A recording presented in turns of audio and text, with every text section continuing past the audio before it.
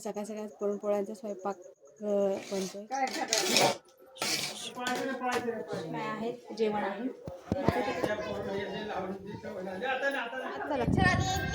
दीदी चलिए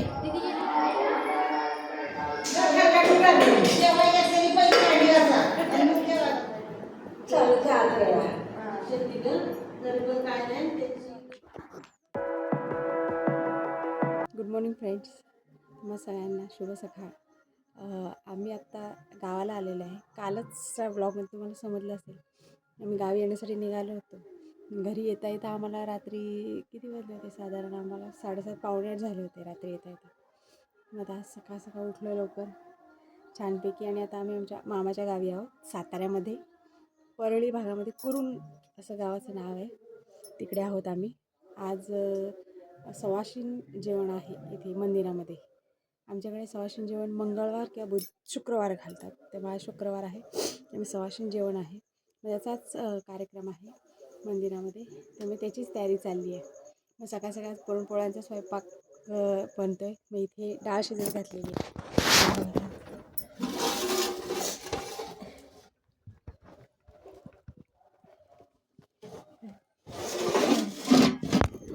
10 चुलीवर डाळ शिजत घातली. म्हणजे आंघोळीसाठी चुलीवर पाणी तापत ठेवलेलं आहे. इकडे हा सवाशीण जेवण आहे आज. मग त्याची तयारीमध्ये पुरणपोळीची डाळ शिजली. सकाळीच आहे तो कार्यक्रम, त्यामुळे मग आता सकाळचं आवरून घेतो लवकर पटापटा. सवाशीण जेवण होतं, त्यामुळे आम्ही सकाळी लवकर 6 वाजताच उठलो होतो. आणि आईने उठून सकाळी उठली, तिची आंघोळ झाली की पहिली तिने पुरणपोळ्यांसाठी डाळ घातली होती शिजत. आणि ती चुलीवर शिजायला थोडा वेळ जातो, त्यामुळे मग तिने सकाळीच घातली होती. त्यानंतर मग मी उठली, नंतर मग आजी वगैरे, मग आम्ही सगळे उठलो हळूहळू आणि मग आम्ही स्वयंपाकाला लागलो. काय करते राजू? इथे आमटीचं येळवणी, इथे भाताचं. ही राधा हाय कर, गुळ खाते, तेव्हा गुळ खाते. नंतर जास्त स्वयंपाक असल्यामुळे मग आम्ही सर्वजणच दोघीजणी पोळ्या लाटायला बसलो होतो, दोघीजणी भाजायला बसल्या होत्या आणि आजी माझी गोळे करून देत होती. आणि जास्त स्वयंपाक असल्यामुळे मावशीला पण मी बोलवून घेतलं होतं आम्ही, की मदतीला ये बाबा तू पण. मग माझी छोटी मावशी आहे सगळ्यात, कल्पना मावशी, तीसुद्धा आली होती.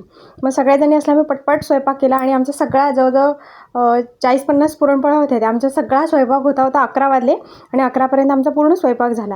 आणि तिकडे अशी पद्धत आहे की सवाशीण जेवण हे मंदिरात असतं, त्यामुळे मग सगळं बनवलेलं जेवण घेऊन ते मंदिरात जावं लागतं आणि बायका पण तिकडेच जेवायला येतात. मग त्यासाठी मग पटापट आम्ही सगळं आवरलं. मेनूने आणि मामीने तिकडे भजी, खारवडे कुरवडे असतात ते सगळं तळून घेतलं आणि असं सगळ्यांनी मिळून स्वयंपाक केल्यामुळे तो पटकन झाला. आणि त्यानंतर मग आम्ही तयारीला लागलो आणि सगळ्यांनी मग तयारी वगैरे केली. आणि मग 11:15पर्यंत मग आम्ही सगळं सामान वगैरे जे लागतं जेवण ते सगळं घेऊन मंदिरामध्ये आम्ही सर्वजणच गेलो. तसं पाहिलं तर चुलीवर पुरणपोळ्या करण्याचा हा माझा पहिला अनुभव होता, पण छान वाटलं. आणि चुलीवरसुद्धा पुरणपोळ्या मस्त फुगत होत्या आणि छान येत होत्या, कारण पहिल्यापासून शहरात राहिल्यामुळे चुलीवर स्वयंपाक करण्याचा कधी संबंध आला नाही. सासरीसुद्धा शहर असल्यामुळे मग तिकडे कधी असं गावाला चुलीवर करण्याचा योग नाही आला. पण या सवाशीण जेवणाच्या नादाने चुलीवर पुरणपोळी करण्याचा योग आला आणि मग छान वाटलं. आणि पोळ्या पण छान फुगत होत्या, मस्त येत होत्या. आणि त्यानंतर मग आम्ही सगळं जेवण वगैरे बनवून घेतलं आणि त्यानंतर मग आम्ही सर्वांनी तयारी केली आणि मग आम्ही दुर्वा, राधा, सात्विक सगळे तिकडे निघालो.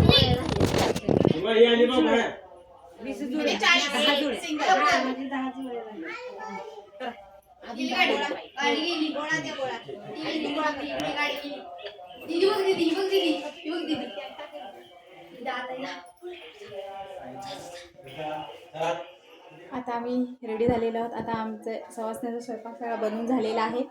मग आता तो बनवून झालेला स्वयंपाक घेऊन देवीच्या मंदिरात आम्ही जाणार आहे. 10 सवाष्ण्या आहेत, जेवण आहे. मग आता तिकडे जाऊ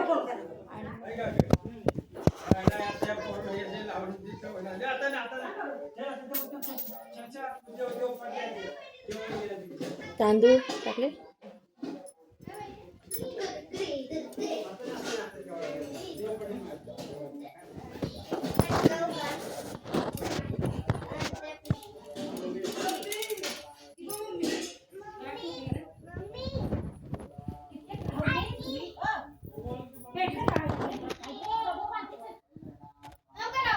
मी सांगते तुम्हाला भात केलेलं आहे भात केलेलं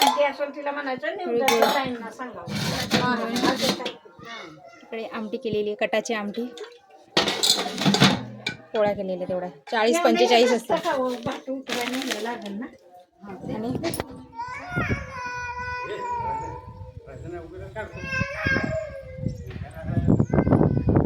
राधात नाही, उन्हात नाही जायचं. चला आत चला. दीदी चलिए.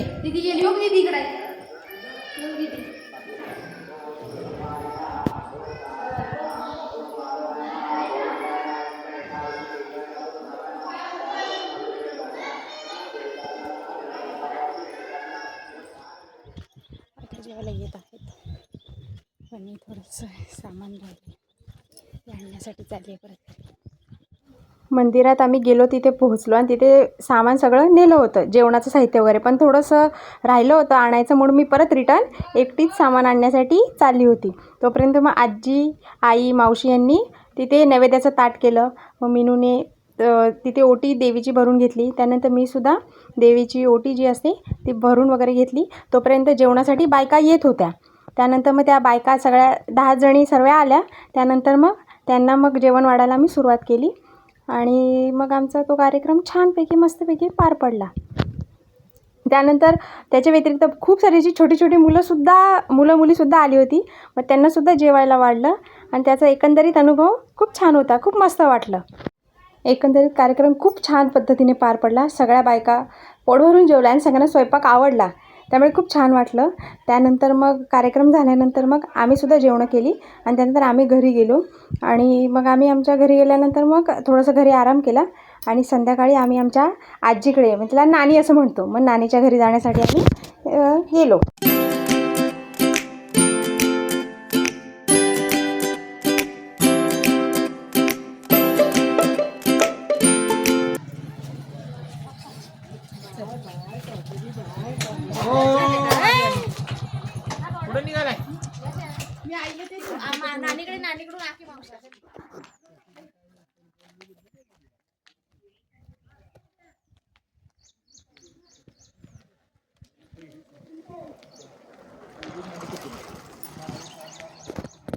इकडे गावाच्या खाली माझी एक चुलत आजी राहते, त्यांच्याकडे आता आम्ही चाललेलो आहोत.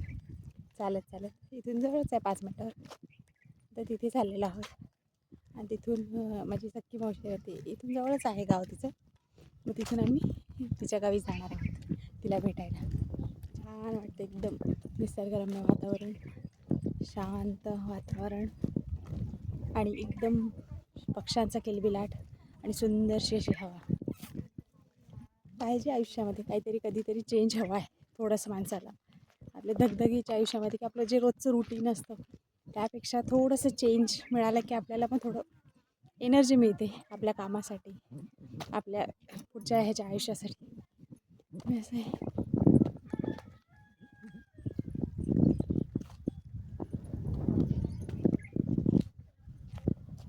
आणि मावशी चालत पुढे गेलेले आणि मी चालली आहे पाठवून. राधा आणि दुर्वाला पाठवलं पुढे. त्यांना कोण घेते ते ओळखीचे होते दादा, त्यांची गाडी होती. मग त्या गाडीमध्ये आई, बाबा, दुर्वा, राधा आणि सात्विक गेलेले आहेत आणि मी, मावशी आणि मीनू, आम्ही 3 जण पाठीमागून चाललेलो आहेत मस्तपैकी. घराच्या समोरच असं जांभळाचं झाड आहे.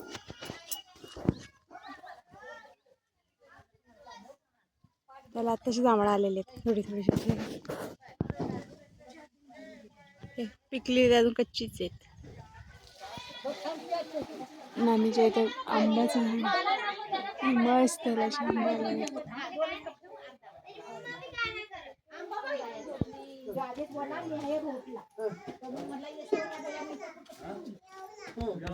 त्यानंतर आम्ही त्या आजीच्या घरी गेलो, बसलो, तिच्याशी गप्पा मारल्या. मामासुद्धा घरी होता, मग त्यालासुद्धा भेटलो, गप्पा मारल्या.